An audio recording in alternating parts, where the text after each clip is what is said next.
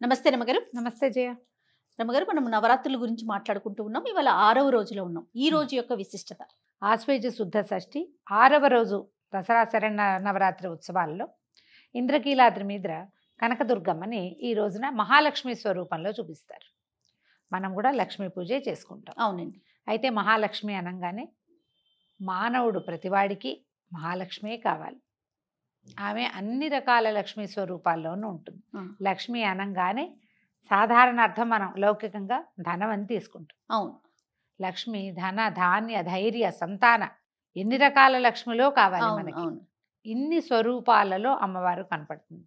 ఎంత సంపద ఉన్నా ధైర్యం లేకపోతే లాభం లేదు కదా.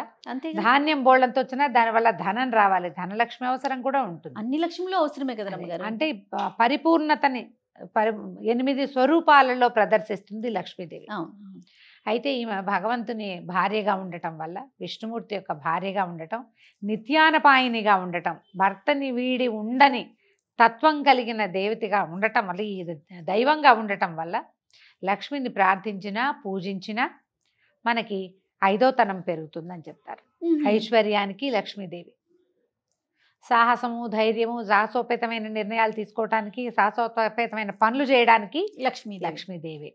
భర్తతోటి ఎక్కువ కాలం కలిసి ఉండడానికి 5వ తనానికి లక్ష్మీదేవి. సంతానానికి లక్ష్మీదేవి. పాడి పంట దానికి లక్ష్మీదేవి. సిరి సంపద లక్ష్మీదేవి. అన్నిటికీ మహాలక్ష్మిని కొలవటమే అల్టిమేట్ గోల్గా కనపడుతుంది మనకి. అది అయితే ఈ లక్ష్మీ స్వరూపంగా వెలిసిన ఆవిడ విష్ణువుతో కలిసి వైష్ణవి శక్తిగా మనకి దర్శనమిస్తుంది.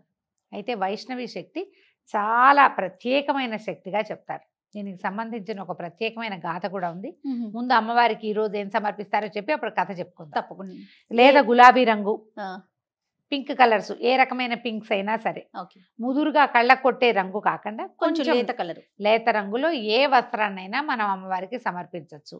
మహాలక్ష్మి పూజ చేసుకుందాం ఈ రోజు ఏదైనా చక్కగా అని అనుకుంటే కనుక ఓ మంచి గులాబీ రంగు చీర కట్టుకుని అమ్మవారికి పూజ చేసుకోండి. గులాబీలతోటి పూజ చాలా బాగుంటుంది. వాసన వచ్చే పువ్వు, గులాబీల్లో కొన్ని ఊరికే ఉంటాయి, అవి అలాగే ఉంటాయి 15 రోజులైనా. అది కాకుండా సెంట్ అంటారు, కొంచెం గుమగుమలాడుతుంది, గులాబీ అత్తర్ వాసన వస్తుంది. ఆ పువ్వుతో అర్చన చాలా మంచిది. అయితే అమ్మవారికి ప్రీతిపాత్రమైన దినుసుగా మనకి శనగపప్పు అని చెప్తారు. శనగలు ఆమె యొక్క ధాన్యంగా చెప్పబడుతుంది. ధాన్యం ఉంటుంది, గ్రెయిన్. అయితే శనగపప్పుతో చేసిన ఏ పదార్థాన్నైనా అమ్మవారికి నివేదన చేయొచ్చు. పెద్ద పదార్థాన్ని చేయలేమనుకుంటే మామూలు క్షీరాన్నంలోనే శనగపప్పు వేసి చేయండి. బూరెలు లాంటివి నివేదన చేయొచ్చు, మైసూరుపాకు లాంటివి చేయొచ్చు, బూందీ తీపి బూందీని నివేదన చేయొచ్చు. శనగపిండితో చేసిన ఏ పదార్థాన్నైనా అమ్మవారికి నివేదన చేసుకోవచ్చు.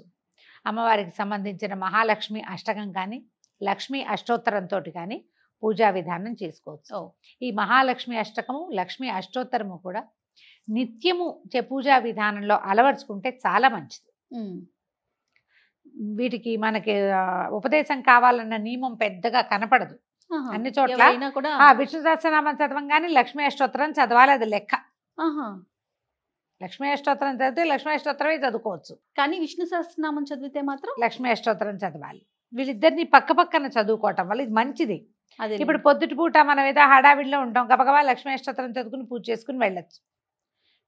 మనం విష్ణు సహస్రనామం చదివినప్పుడు కనుక లక్ష్మీ అష్టోత్తరాన్ని కూడా వెనకాల చదవటం అలవాటు చేసుకుంటే ప్రయోజనం ఎక్కువగా ఉంటుంది.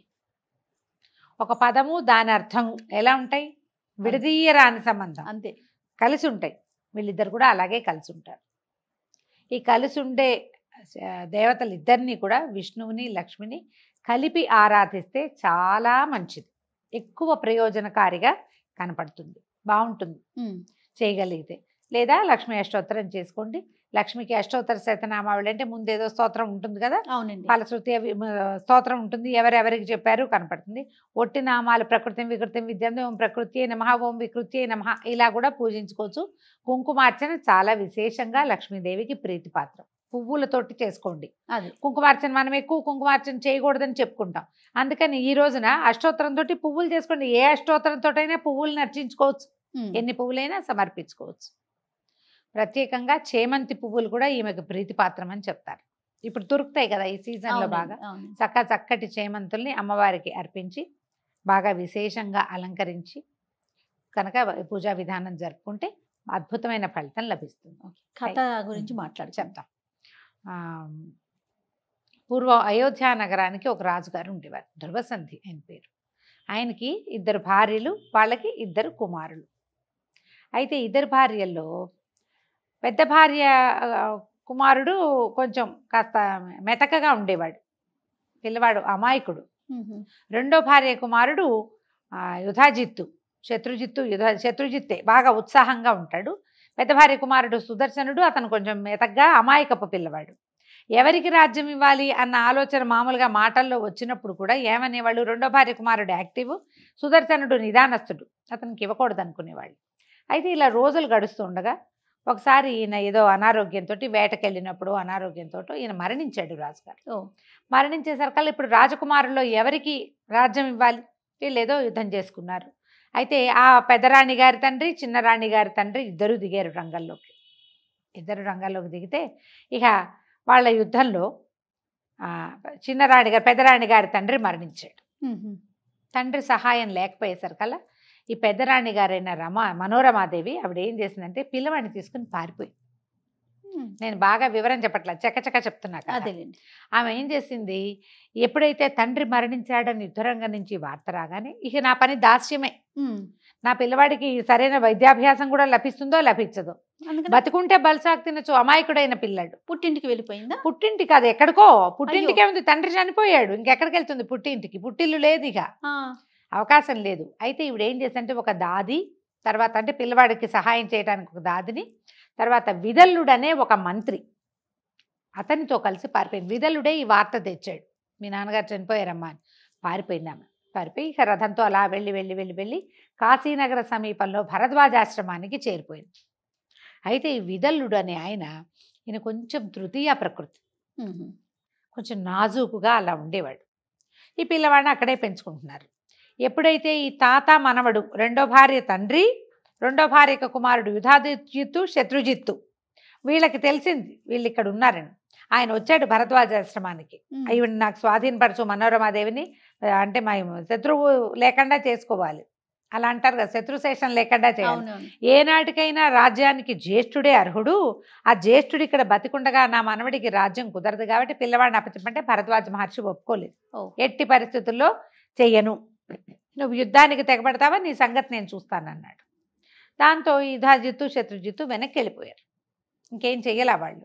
ఇక్కడే రాణిగారు పిల్లాన్ని పెంచుకునేది. ఈ పిల్లవాడికి 10 సంవత్సరాలు అలా వచ్చినప్పుడు ఓసారి ఎప్పుడో ఒక చెట్టు కింద నుంచునుండగా ఈ ఆశ్రమంలో చాలామంది విద్యార్థులు ఉండేవాళ్ళు. వాళ్ళల్లో కొంతమంది ఈ విదల్లుని చూసి క్లీబా అనేవాళ్ళు. క్లీబా అంటే తృతీయ ప్రకృతి, సంస్కృతంలో చాలా పదాలు ఉంటాయి, తృతీయ ప్రకృతి అని చెప్తున్నాను కదా. ఈ క్లీబా అయితే వాళ్ళు క్లీబ్ అని ఎక్కిరివింతగా అనమాట, ఉట్టిగా క్లీబా అంటే నన్నే అన్నావు అంటారు, కానీ క్లీమ్ బీజాక్షరం కదా రమ్మగారు. అవును, అది వినపడింది. ఈ క్లీబాలో నుంచి కుర్రాడికి ఏం వినిపించింది, క్లీమ్ అని వినిపించంగానే ఉత్సాహంగా తోచింది అక్షరం ఏంటో. ఊరికే పిల్లలు ఏదైనా ఒకటి కనపడితే అంటూ ఉంటారు కదా, ఆ క్లీమ్ క్లీమ్ క్లీమ్ క్లీమ్ అంట మొదలుపెట్టాడు.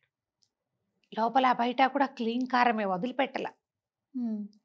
ఆ క్లీమ్ ఎంత అయిపోయిందంటే కొన్ని లక్షల సార్లు అన్నాడట. పునశ్చరణ జరిగేసరికల్లా అందులో నుంచి ఆ వైబ్రేషన్లో నుంచి శక్తి బయటకు వచ్చేస్తుంది. వైష్ణవి బీజం, క్లీంకారం. అయితే వైష్ణవ శక్తి అతనికి గరుడారూఢగా అమ్మవారు కనిపించేసింది. కనిపించి వీడికి ఒక ధనుసు బాణాలు ఇచ్చింది సుదర్శనుడికి. ఆ ధనుర్బాణాలతోటి ఇతను చక్కగా అస్త్ర విద్యలు నేర్చుకున్నాడు. పిల్లవాడిలో ఏదో మార్పు వచ్చిందని తెలిసింది కానీ వాళ్ళకి తెలియలా. మనం రోజు చూస్తున్న పిల్లల్లో మార్పు ఉండదు. ఓ 2 నెలల తర్వాత మన ఇంటికి చుట్టాలతో అబ్బో మీ అమ్మాయి సాగిందే, మీ అబ్బాయి పొడుగయ్యాడే, నువ్వు కొంచెం తెల్లబడ్డావు, నువ్వు కాస్త సన్నబడ్డావు, ఇలాంటివి చెప్తారు. బయట వాళ్ళు ఎవరూ రాకపోవడంతో వీళ్ళకి తెలియలేదు కానీ పిల్లవాడిలో మార్పు వచ్చేసింది. ఏదైనా సరే విద్య వల్ల ఎలాంటిది లోపల విద్వత్తు ఏదైనా ఏర్పడింది అనుకో, ముఖంలో ప్రకాశం వస్తుంది ఆటోమేటిక్గా. అయితే ఏమైంది, కాశీ రాజ్యానికి ఓ రాజుగారు ఉన్నారు, ఆయనకు ఒక కూతురు ఉంది. ఆ అమ్మాయి పేరు శశికళ. శశికళ సుదర్శనుల కథ ఇది. ఈ శశికళకి ఒకనాడు కలలో అమ్మవారిని ప్రార్థిస్తే అమ్మవారు ఈ నీకు కాబోయే భర్త వీడేనని ఈ సుదర్శనుడిని చూపించింది. ఆ అమ్మాయి ఆ సుదర్శనుడి మీదే ప్రాణాలు పెట్టుకుని ఉంది. అతను ఎక్కడున్నాడు అనేది తెలుసుకుంది. ఆ అమ్మాయికేమో స్వయంవరం ప్రకటించేసరికల్లా ఈ అమ్మాయి ఇక్కడికి కూడా పంపించింది. ఈ లోపల రాజుగారికి కూడా ఈ అయోధ్యానగరాధిపతి జ్యేష్ఠ కుమారుడైన సుదర్శనుడు ఇక్కడ ఉన్నాడని, రాజకుమారుడు ఉన్నప్పుడు మనం ఆహ్వానం పంపాలి కదా, ఆహ్వానం వచ్చింది, రథం కూడా వచ్చింది. రాణిగారు ఆశ్చర్యపోయింది ఇదేమిటి అని. కానీ ఏం చేసింది, కుమారుడితో కలిసి వెళ్ళేసరికల్లా ఆ శశికళ ఏమో అందరి రాజకుమారుల్ని వదిలిపెట్టేసి సుదర్శనుడిని పెళ్లి చేసుకుంటానని.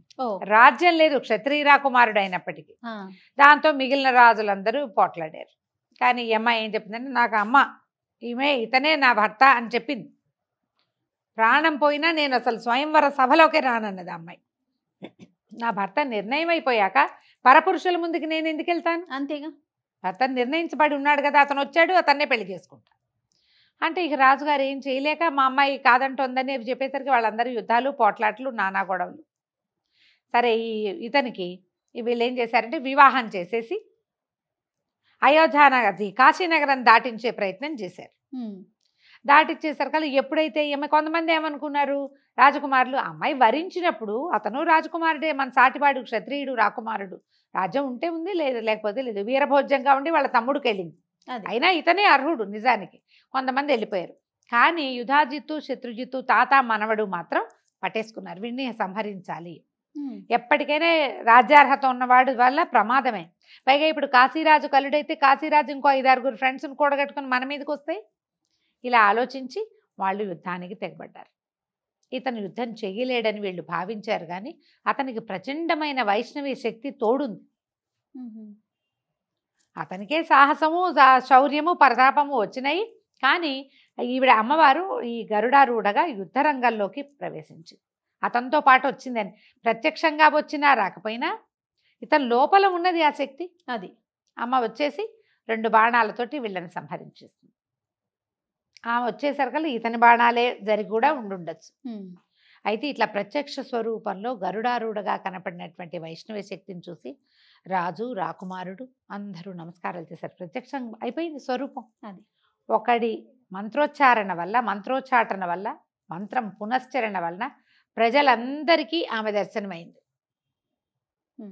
ఒక్కడు సరైన వాడు ఉండాలి కదా సమూహంలో, ఒక్కడున్నా చాలు. వాళ్ళు మనం చేస్తే ఏమంటే వీళ్ళందరూ మానేశారు, మనం ఎందుకు చేయటం అని మానకూడదు. దానికి ఉదాహరణ ఈ కథే. అతను ఒక్కడే చేశాడు, వీళ్ళందరూ అమ్మవారిని దర్శించుకున్నారు. అప్పుడు ఆయన కాశీరాజ్యంలోనూ ఉండమ్మా అని అడిగితే, కాశీరాజ్యంలో ఒక దేవాలయము, ఒక చోట వెలిసింది అమ్మవారు అంబికా స్వరూపంతో, అయోధ్యానగరంలో కూడా వెలిసింది ఈ వైష్ణవి శక్తి. అది లక్ష్మీ బీజం అని చెప్తాం, క్లీంకారం. తర్వాత ఇతను రాజ్యానికి వెళ్ళి తమ్ముడు చనిపోయినా పినతల్లిని చక్కగా చూసుకుంటూ అయోధ్యానగరాన్ని మళ్ళీ పొందాడు సుదర్శనుడు. కేవలము ఏ ఉపదేశము లేకుండా దైవికంగా తనకు అందిన ఆ క్లీంకారాన్ని పట్టుకుని, క్లీంకారే అది, క్లీంకారము అంటాం. దాన్ని రాయాలి అంటే ఏం రాయాలి, క్లీంకారము అని రాయాలి. ఆ క్లీంకారాన్ని పట్టుకుని తన రాజ్యాన్ని మళ్ళీ సంపాదించుకున్నాడు. చూడండి ఎంత చిత్రమైన కథ కదా. చాలా అండి. మనం ఏదైనా ఒక్క మంత్రం చేసినా, మనం స్తోత్రము, శ్లోకము గంటల తరబడి చదవాలి, ఇంత పూజ చేయాలి, ఇన్ని పువ్వులు వేయాలి, ఇంత అలంకారం చేయాలి, మనలాగానే చక్కగా గ్రాండ్గా అలంకరించుకోవాలి. దీనికంటే ఇదంతా మంచిదే. అదేవి కుదరకపోయినా శుభ్రంగా పసుపు రాసుకుని స్నానం చేసి, తలారా స్నానం చేయగలిగితే మంచిది, చేయకపోయినా ఏ తప్పు లేదు. మనం ప్రతిసారి చెప్పుకుంటున్నాం, ముత్తైదుకి పుణ్యస్త్రీలకి పసుపు రాసుకుని కంఠ స్నానం చేస్తే సరిపోతుంది.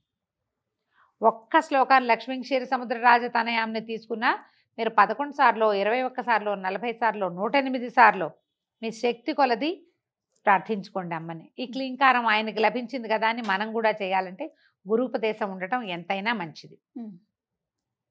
లేకపోతే మనం ఇట్లా ఒక్క శ్లోకాన్ని తీసుకుని, ఏదైనా ఒక్క స్తోత్రాన్ని తీసుకుని కూడా అమ్మని ప్రార్థిస్తే, ప్రతిరోజు ప్రార్థన చేసుకుంటే కనుక లక్ష్మీ అనుగ్రహం అన్ని విషయాలలోనూ మనకి లభిస్తుంది. ఒక ధనమే కాకుండా ఆరోగ్యం సిద్ధిస్తుంది, ఐశ్వర్యం సిద్ధిస్తుంది, 5వ తనం సిద్ధిస్తుంది, అఖండ సౌభాగ్యవతిగా ఉండాలి కదా. అంతేగా, మనం ఏం పూజ చేసుకోవాలన్నా అన్ని రకాల ఐశ్వర్యాలు లభిస్తాయి.